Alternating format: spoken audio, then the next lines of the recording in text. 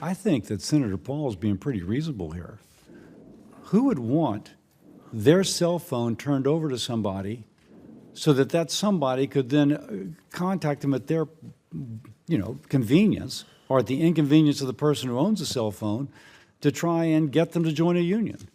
I'm putting it kindly because there's a history in our country of people being forcibly coerced.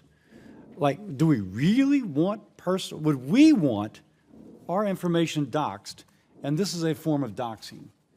In fact, we pass laws so that we don't get doxed. And here we're like putting it into law that you can dox. Maybe not distributed to the general population, but certainly to the people that have a vested interest in changing somebody's mind, however they would change their mind. I speak strongly in support of Senator Paul's amendment. Further discussion? Other amendments? Mr. Chairman, I have an amendment at the desk. Senator Mullen? Mullen number 2. This amendment is very similar to Senator Paul's amendment. Currently, the NLRB requires employees to turn over the personal contact information of employees within 7 days of a union formation election. The late Richard Trumpkin, former president of the AFL-IU and the namesake of this bill, said that unions need the information to meet people at, quote, grocery stores, any place where they can get them, even at their homes. I am firsthand witness to how personal information like this, especially your address to your home, has been used to intimidate individuals. My amendment restricts the information that an employee provides to a union organizer to one piece of contact information chosen by the employee. Now, if we're talking about employee rights, which the unions discuss all the time, I would think that the employee to which they're trying to get at, even at grocery stores or at their homes, they would feel like very strongly, including yourself, Chairman, who is pro-union, obviously, would be okay with an employee choosing the information that the unions get. Lose this one, so I think I'm not going to do this. My amendment restricts that information. I'm not going to do it. That, once again, the employee gets to choose what information is given. I would urge my colleagues to support this amendment. I yield back. This amendment is a poison pill that would undermine the PRO Act. I urge my colleagues to vote no on this amendment when that vote takes place. Mr. Chairman, Senator Paul. I just wanted to ask unanimous consent to add Romney and Tuberville as co-sponsors of my amendment, the National Right to Work Amendment. Without objection. Further discussion or amendments? I'd like to comment on Senator Mullins. Senator Cassidy. I think Senator Mullins, as you might guess, I support Senator Mullins' amendment. Surveys find that almost 80% of union households and the general public support giving workers more control over personal information. Under the PRO Act, workers will be forced to provide personal contact information in order for unions to campaign at their home, abuse email addresses, or call them. Policymakers should not be creating an environment which facilitates worker coercion or intimidation.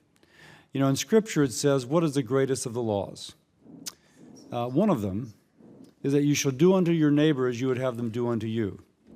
Which of us wants to give to those who might otherwise seek to coerce us our personal information? That's what this bill does.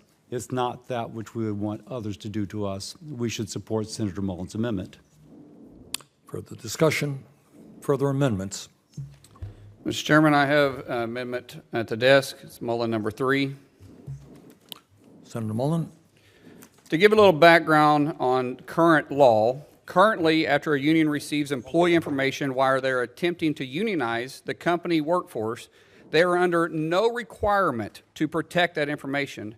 There is no penalty if a union misuses, shares, or sells the private information of an employee to prevent companies from advocating, organizing, or in many cases, to which the union has been known to do, political campaigns. Yes, they sell your information after they organize, even if you vote not to organize. They will sell your information to political organizations so you can be solicited. The information a union receives, my amendment eliminates that. The information a union receives from an employer about his or her employees during a union organization campaign must be kept secure. Under no circumstances should unions be allowed to profit off the private information of employees it receives during a union organizing campaign. My amendment would make it unfair labor practice for a union to fail to protect employees' information. I would urge my colleagues to support this amendment. Yield back. I oppose Senator Mullins' amendment. This amendment is a poison pill that would undermine the PRO Act. I urge my colleagues to vote no on this amendment when that vote takes place. Senator Cassidy. I don't see why this would underline the PRO Act. We got do not call lists for unwanted solicitors. Why don't we give that to workers? Even if they want to join a union, that doesn't mean they want their cell phone to be sold to everybody. We've passed laws in Congress for do not call list. And now we're allowing the same abuse that we've previously legislated against to be used to abuse people, whether or not they do or do not join a union. So I strongly support this bipartisan and intent amendment by Senator Mullins, and would ask that we all support this reasonable amendment. All right, let me just say a word. I don't want to go on a great length on this. It's what this whole bill is about. And what this bill is about is all over America. We are seeing workers beginning to stand up and fight for their rights, and we're seeing an unprecedented level of union organizing. And in response to that, what we are seeing is major corporations like Starbucks, and we had the gentleman from Starbucks here, Amazon, and corporations all over this country taking away and using illegal acts to deny workers the right to organize. In fact, in the last several years, corporations like Starbucks, Amazon, and others have spent hundreds of millions of dollars on union-busting campaigns and anti-union law firms. And what happens right now, if you are a corporation breaking the law, there is virtually no federal response to that. You can break the law with impunity. So what this bill is about is saying to corporations, if you break the law, you know what? You can't get away with it anymore. So this is terribly important because workers now want to join unions in order to get decent wages. Unionized workers earn better wages than non-unionized workers. They want better benefits. They want better working conditions. And we cannot allow the corporate world to spend unlimited sums of money to deny workers that right. Senator Cassidy. That may be true, but that's totally beside the point of the Mullen Amendment. All the Mullen Amendment is saying, don't sell the phone number.